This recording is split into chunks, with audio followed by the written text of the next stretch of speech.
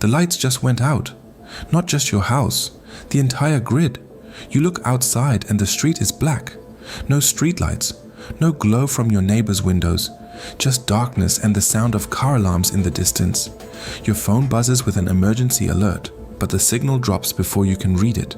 Your wife is asking what's happening, your kids are scared, and you realize in this exact moment that your suburban home, the place you thought was safe, is about to become a target. Because here's what happens next. Hour 1, confusion.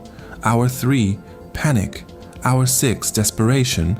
And by hour 12, the people who didn't prepare are going door to door looking for food, water, and anything they can take. Your neighbors, strangers, organized groups who've done this before, and they're looking at every house on your street trying to figure out which one has supplies. Most preppers think they're ready. They've got some canned food in the pantry and a handgun in the nightstand. That's not ready.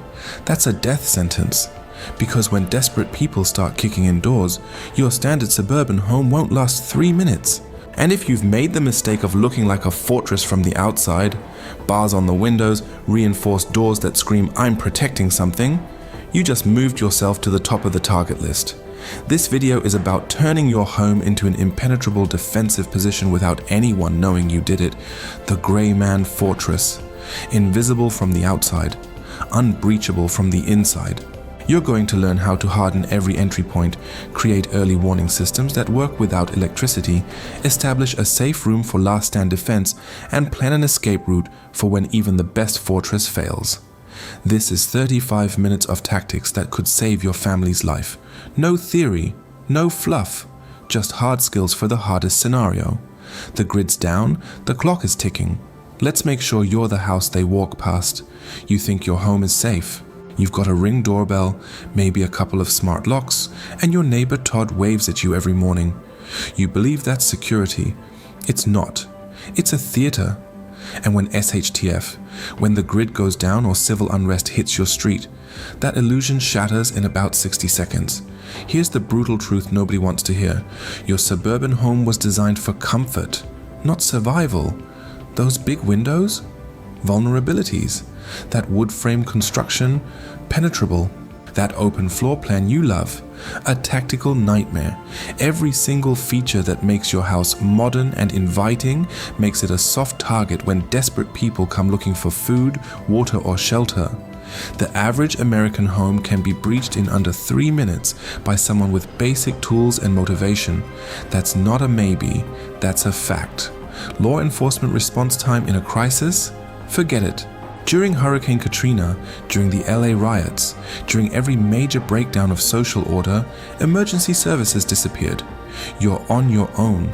And if you haven't hardened your home before chaos hits, you're already behind. But here's what most preppers get wrong.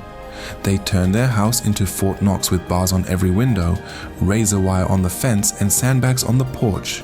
Congratulations, you just painted a target on your family. You advertise to every looter and gang within 5 miles that you have something worth protecting. OPSEC matters more than fortification. Your suburban fortress must remain invisible. Gray Man principles don't just apply to you, they apply to your entire property. Here's where most preppers commit suicide without knowing it.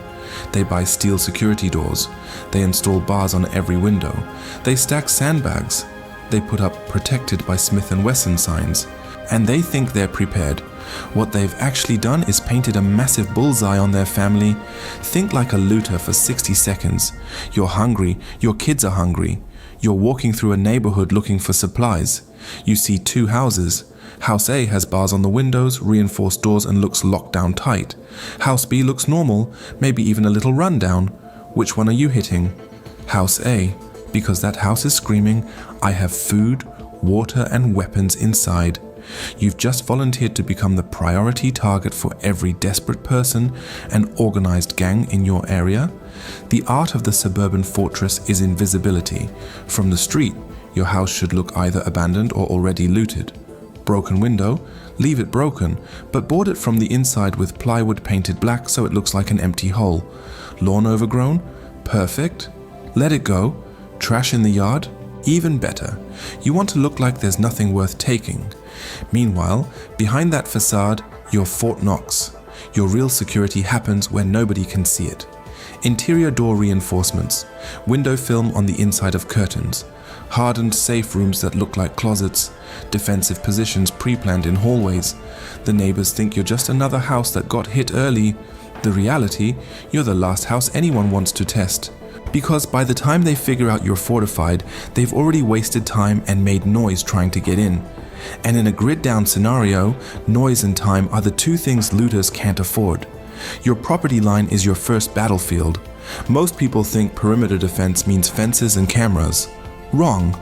In a grid-down situation, cameras are useless and fences just slow people down for 30 seconds. Real perimeter defense is about deterrence, delay, and early warning, and it has to look completely natural. Start with landscaping as a weapon. Plant thorny, aggressive bushes under every window, pyracantha, barberry, blackberry, or rose bushes with serious thorns. These aren't decorative, they're painful obstacles that make approaching a window miserable and noisy. No one's quietly slipping through 3 feet of thorns to reach your glass. And here's the beauty, it looks like normal suburban landscaping. Your neighbors think you're just into gardening. You know you've created a biological barrier that hurts like hell and makes noise when disturbed. Gravel paths around your house perimeter, not mulch, gravel. It's impossible to walk on gravel silently. Every step announces someone's presence. You're creating natural noise traps that alert you to movement without a single piece of electronic equipment. During the day, you hear it. At night, you definitely hear it, and if you've got a dog, that gravel becomes an early warning system that never needs batteries. Motion-activated solar lights placed strategically, but not tactically. Don't line them up like a military installation, scatter them like normal outdoor lighting. The goal isn't to illuminate your entire yard like a prison, it's to create unexpected bursts of light that startle intruders and give away their position. A guy creeping towards your back door suddenly lit up at 2 a.m.? He's going to bolt or freeze. Either way, you've got the advantage. And solar means they work when the grid doesn't. Your front door is a joke. I don't care what you paid for it. That fancy doorknob, that deadbolt you installed from Home Depot, it's all security theater. The average exterior door can be kicked in with 2 solid hits. The wood frame splinters. The strike plate rips out of the trim. And suddenly, 3 guys are in your living room while you're still reaching for your rifle. The problem isn't the lock. It's how that lock connects to the structure. Standard strike plates are held in with half-inch screws that barely grip the door frame trim. When force hits that door, those screws pull out like they're made of butter. Your first move, replace every screw in your strike plate with 3-inch hardened steel screws that go through the trim and bite into the actual wall stud. That's the difference between 2 kicks and 20. But screws aren't enough. You need a reinforced strike plate, the thick steel kind with 4 screw holes minimum. Then reinforce the hinges the same way. Most people forget the hinge side. Kick the lock side enough times and yeah, it holds. So they just pop the hinge side. 3-inch screws on every hinge, non-removable hinge pins if the door swings outward. You're building a door that becomes part of the wall structure itself. Now add a door jammer or security bar, the kind that wedges under the doorknob and braces against the floor at a 45-degree angle. This is your fail-safe. Even if they breach the lock somehow, that jammer makes the door almost impossible to force without serious equipment and time. And time is what kills looters. Every minute they're stuck at your door is another minute for them to get spotted, for you to arm up, or for them to decide the house next door is easier. Make your door so hard that easier is always somewhere else. Windows are your Achilles heel. Period. A brick, a hammer, a boot. Any of these gets someone through your glass in 2 seconds, and once that glass breaks, they're climbing through before you even process the sound. This is the entry point that keeps most preppers awake at night, and for good reason, because unless you handle windows correctly, every other security measure you've taken is worthless. Bars are the obvious answer. They're also the worst answer. Steel bars on your windows tell everyone you're protecting something valuable. You've just eliminated the gray man principle and made yourself target number 1. Plus, bars trap you inside during a fire. You've turned your home into a cage. There's a better way that nobody sees coming. Security film. 3mm clear polyester film applied to the interior of your windows, it looks like nothing. feels like nothing, but when someone tries to smash that glass, it holds together. The window spiderwebs, but it doesn't shatter into a hole they can climb through. They hit it again, still holding. Now they're making massive noise, spending time, and getting frustrated, all while you're dialing in your defensive position. Security film won't stop a determined attacker forever, but it buys you the most valuable commodity in a home defense situation: time. Layer your approach. Film on the glass. Heavy blackout curtains or plantation shutters on the inside, both for light discipline and to hide the fact that the window is reinforced. Thorny bushes on the outside like we covered in part 3. Now someone has to push through painful landscaping, make a ton of noise-breaking glass that won't actually break cleanly, and they still can't see what's waiting for them inside. That's a hard target. And hard targets get bypassed for softer ones every single time. The grid is down, your fancy Ring doorbell, dead. Your wireless security system, useless plastic, your smartphone alerts, gone. This is when most suburban homeowners realize they've been relying on technology that only works when society works. You need early warning systems that function when nothing else does. Systems that are low-tech, reliable, and impossible to hack because they're mechanical. Tripwires are your best friend. Fishing lines strung 6 inches off the ground across access points, gates, side yards, back pathways. Tie that line to a stack of tin cans filled with pebbles or bolts. Someone walks through in the dark, the cans crash, you're awake and armed in seconds. Cost? $5. Reliability? 100%. The beauty is that these look like nothing during the day. A little fishing line? Could be an old cobweb, could be trash. Nobody's thinking tactical perimeter alert. But at night, when someone's creeping toward your back door, it's the difference between ambush and defense. Driveway alarms that run on batteries or solar. The kind that beeps inside your house when something crosses the sensor beam. You can pick these up for $30. Place them at choke points, end of your driveway, gate entrance, side yard access. They don't need Wi-Fi. They don't need your phone. They just beep. Simple, effective. And in a SHTF scenario, that beep gives you a 20-second head start to grab your rifle and position yourself. Dogs, not as pets, as biological alarm systems. A dog doesn't need electricity. A dog doesn't need updates. A dog hears someone approaching your property line before you ever could and loses its mind. Even a medium-sized dog changes the calculation for an intruder. Now they're not just dealing with locks and windows. They're dealing with teeth and noise. And noise is what criminals hate most. You don't need a trained protection dog. You need a dog that barks aggressively when strangers approach. That's your organic, self-sustaining, never offline perimeter alert system. You did everything right. Hardened doors, reinforced windows, perimeter alerts, and they still got in. Because here's the reality, no fortress is impenetrable. Eventually, with enough time, tools, and manpower, someone breaches your exterior. This is the moment most people panic and die. You don't panic, because you've got a fallback position, a safe room that becomes your last stand.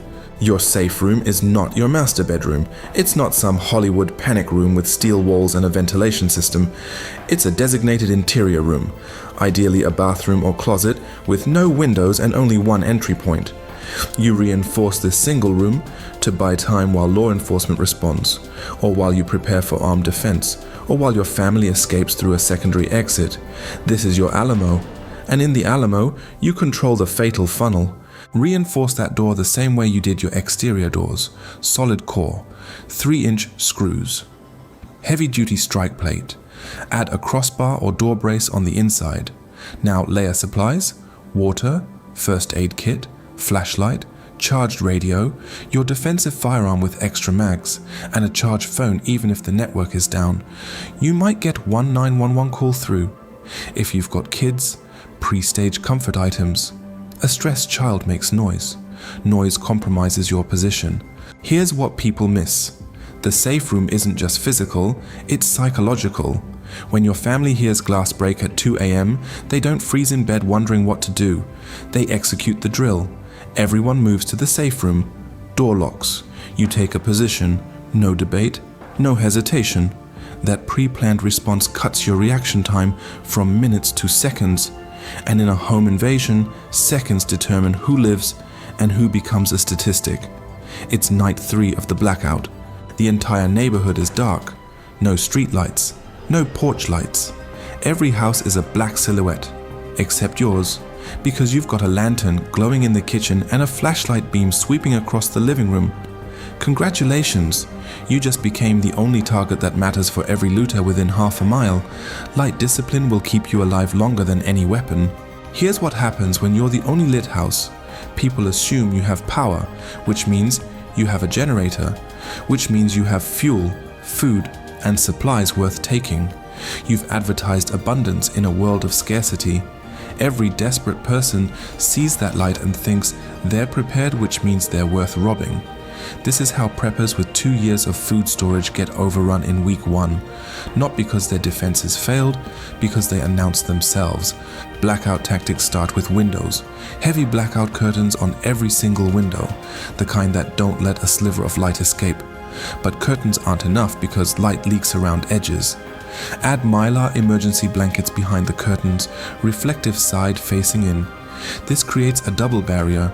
Now you can have light inside without bleeding a single photon outside. From the street, your house looks as dead as every other house.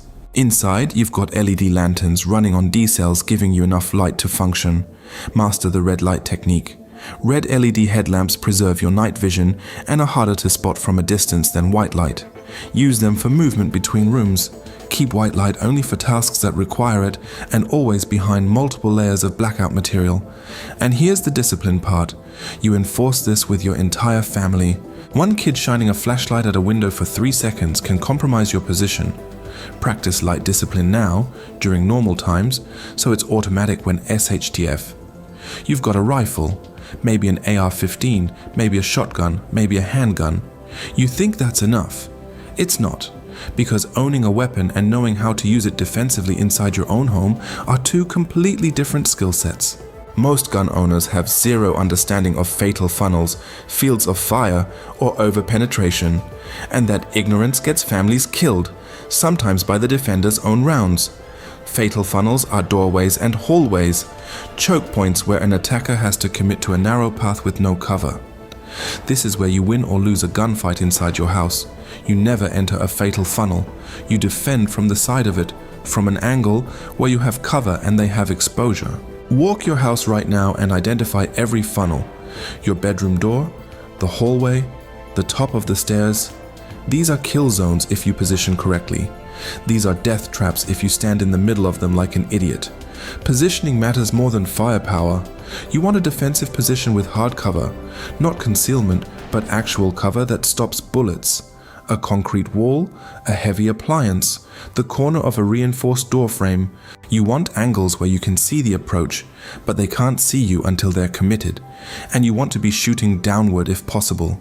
The top of the stairs beats the bottom of the stairs every time. Height gives you visibility and makes their return fire harder. Now talk about over-penetration. You're inside a wood frame house. Drywall is paper. Standard FMJ rifle rounds will go through 3 interior walls, through your neighbor's wall, and into their kid's bedroom. You need to know what your ammo does. Frangible rounds or hollow points that expand and stop inside the target. Buckshot that doesn't penetrate like slugs. This isn't just about stopping the threat. It's about not killing your own family or the neighbors in the process. Wrong ammo selection in a home defense scenario can turn you from victim to criminal in one trigger pull. You've hardened your doors. You've reinforced your windows. You've turned your suburban home into a legitimate fortress. And then someone throws a Molotov cocktail through your window or onto your roof. Game over. Because the single most effective weapon against a fortified structure isn't a battering ram or a firearm, it's fire. And most preppers never plan for it. Here's the nightmare scenario. You've successfully repelled multiple entry attempts. Your defense is held. Now the attackers are frustrated, and frustrated people escalate. A glass bottle filled with gasoline, a rag stuffed in the top, a lighter. They toss it through a broken window or onto your porch. Within 60 seconds, you've got flames spreading faster than you can react. Within 5 minutes, smoke is filling your safe room. Within 10 minutes, you're choosing between burning alive or running outside into an ambush. Fire doesn't care about your tactical skills. Fire extinguishers, not one, multiple. ABC-rated extinguishers positioned strategically. Kitchen, garage, upstairs hallway, near the safe room. You need immediate access from anywhere in the house. But extinguishers run out fast. 30 seconds of spray if you're lucky. That's why you also need sand buckets. 5-gallon buckets filled with sand positioned near entry points. Sand smothers fires that extinguishers can't handle. Gasoline fires, chemical fires. Sand doesn't run out. Sand doesn't fail. Fire blankets are stored accessible. Heavy wool blankets or actual fire suppression blankets. If a Molotov lands and spreads, you smother it before it climbs the walls. You also need a plan for external fires. Someone lights your porch on fire. You're not opening that door to fight it. You've got a window above it where you can dump water or sand down. Think 3-dimensionally. And here's the brutal part. If fire takes hold and you can't stop it in 90 seconds, you execute your escape plan immediately. A house can be replaced. Your family can't. You're locked down. Perimeter is hot. You can't leave. Maybe it's civil unrest outside your door. Maybe it's a quarantine situation. Maybe it's roving gangs and you're the only house left untouched. Doesn't matter. What matters is you're inside for the long haul. And after 72 hours, water becomes more critical than ammunition. Municipal water shuts off fast when infrastructure fails. Pumping stations need electricity. Treatment plants need staff. In a grid-down scenario, you've got maybe 6 to 12 hours before your taps run dry. That's your window. The second you know something's wrong, protests turning violent, power flickering, emergency broadcasts, you fill every container you own. Bathtubs first. A standard tub holds 30 to 50 gallons. But here's what kills people. Bathtub water drains slowly through the overflow valve and gets contaminated by soap residue. You need a water bob. A water bob is a food-grade plastic bladder that fits inside your bathtub. You drop it in, attach it to the faucet, fill it up, seal it. Now you've got 100 gallons of clean sealed water that lasts months. Cost? $20. Shelf life when stored? Forever. Deployment time? 10 minutes. This is the difference between rationing dirty water after day 3 and having clean drinking water for a month. Every prepper should have one staged near each bathtub in their house. But don't stop at bathtubs. Hidden water storage throughout the house, 5-gallon jugs in closets, cases of bottled water under beds. Your hot water heater holds 40 to 60 gallons. You can drain it from the bottom valve if you know how. Rotate your stockpile every 6 months so it stays fresh. Calculate 1 gallon per person per day minimum for drinking and basic hygiene. Family of 4 in a 2-week lockdown, that's 56 gallons minimum. Most people don't have 5 gallons total. Be the exception. Day 4 of the siege. The toilet stopped flushing on day 2. Now your house smells like a sewer and your family's getting sick. You survived the looters. You survived the chaos. And you're going to die from cholera or dysentery because you never planned for human waste. This is how medieval cities killed more people than wars. Sanitation collapse. And it'll kill you too if you don't handle it now. When the water stops, your toilets become useless. You flush once with stored water and realize you just burned through 2 gallons for waste removal. That's 2 gallons you won't be drinking. The math doesn't work. You need an alternative system that doesn't consume potable water. Enter the bucket toilet, a 5-gallon bucket, a snap-on toilet seat lid, heavy-duty garbage bags, kitty litter or sawdust. That's your bathroom for the next 30 days. Here's how it works. Line the bucket with 2 heavy-duty bags. After each use, cover the waste with kitty litter or sawdust to control odor and absorb liquid. When the bucket is half full, not full, half, you seal the inner bag, tie it off, place it in the outer bag, seal that, and store it somewhere away from your living space, garage, shed. Buried in the backyard if you can do it safely. You're creating a contained waste system that prevents disease spread. Disease kills faster than bullets in a collapse scenario. Contaminated water from improper waste disposal causes cholera, typhoid, E. coli. Your kids touch something contaminated, then touch their face, and 48 hours later they're dehydrated and dying. You need hand sanitizer stockpiled, antibacterial wipes, bleach for disinfecting surfaces, soap and water for washing hands after every interaction with waste. This isn't optional. This is the difference between surviving 2 weeks and burying your family in the backyard. You've handled the physical threats. Your fortress is secure. Food is rationed. Water is stored. Waste is managed. But on day 7, your spouse is staring at the wall. Your kids are fighting over nothing. You're snapping at everyone. The walls are closing in. This is cabin fever. And it breaks more families than external threats ever will. Psychological collapse leads to stupid decisions, like someone opening a door to just get some air and compromising your entire position. Humans aren't wired for lockdown. We need space, routine, and purpose. Take those away and the mind starts eating itself. Anxiety spirals into paranoia. Boredom turns into depression. Kids regress. Adults fracture. And in a defensive scenario where you need everyone sharp and obedient, psychological breakdown is a tactical failure. You have to manage morale like you manage ammunition, deliberately and with discipline. Establish routine immediately. Wake times, meal times, work shifts for security watch, exercise periods. This creates structure that the brain can hold on to when everything outside is chaos. Assign everyone roles, even the kids. Someone monitors the perimeter. Someone manages water rationing, someone handles meal prep. Purpose fights despair. Idle hands and idle minds create problems. Keep everyone busy with tasks that contribute to survival. Noise discipline extends to emotional discipline. No screaming matches. No meltdowns that broadcast your position.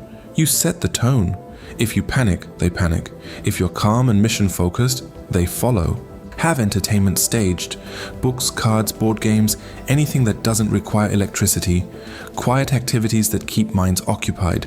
And here's the hard part. You need to let people process fear and stress, but in controlled ways. Designated talk time where people can vent. Then it's back to mission focus. Emotions are real, but they can't drive decisions. You fortified everything. You planned for a siege. You trained your family, and now the fortress is failing. Maybe it's fire. Maybe it's an overwhelming force. Maybe the situation outside shifted, and staying put means death. This is the moment that separates survivors from corpses. Knowing when to abandon your position and having a pre-planned escape route that doesn't get you killed on the way out. Every fortress needs a back door, not a literal back door. That's obvious and probably compromised. You need a secondary exit that isn't the front or back entrance. A basement window that opens to a covered egress point. A second-story window with a fire ladder already staged. A garage side door that leads to concealment, not exposure. You identify this exit now, during peacetime, and you make sure it's accessible, operational, and leads somewhere that isn't a fatal funnel. Your bug-out bags are staged at this secondary exit, not in the bedroom closet, not in the front hall, right at the escape point. 1 bag per person with 72 hours of survival essentials: water, food, first aid, fire starting, shelter, cash, documents, and self-defense tools. When you make the call to evacuate, you're not running around the house grabbing stuff while it burns or while hostiles are breaching. You're moving to the stage position, grabbing pre-packed bags, and executing the exit in under 60 seconds. Rehearse this.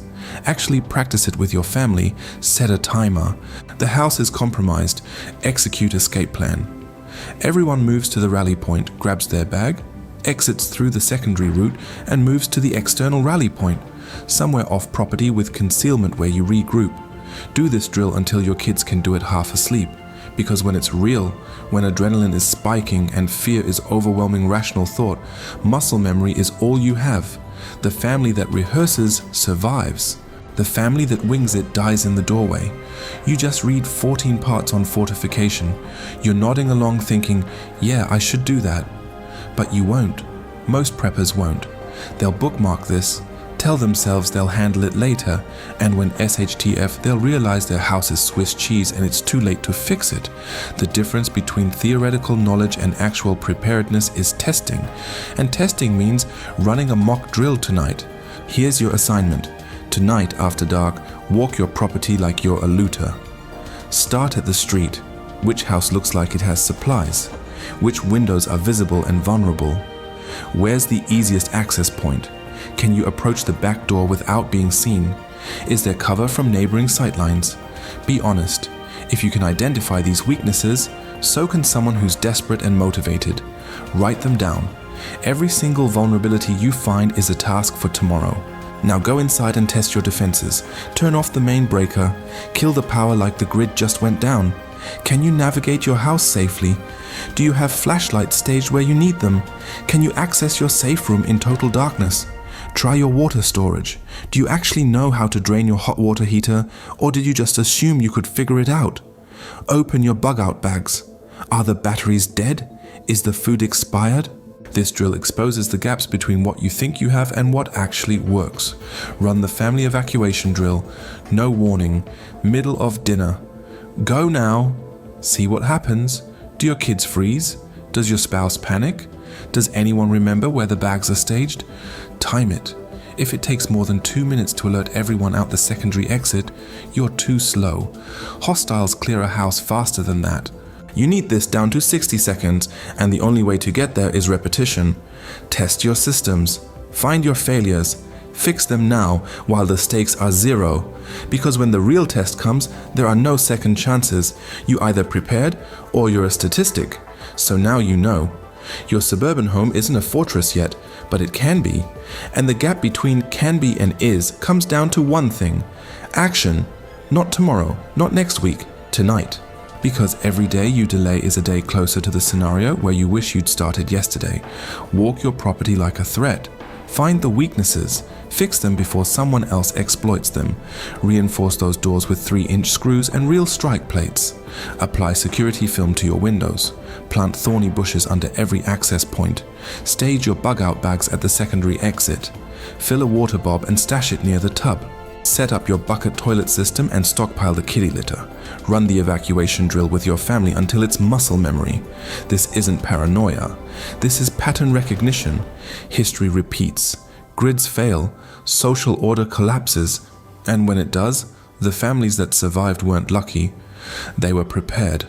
They made hard decisions during easy times so they didn't have to make impossible decisions during hard times.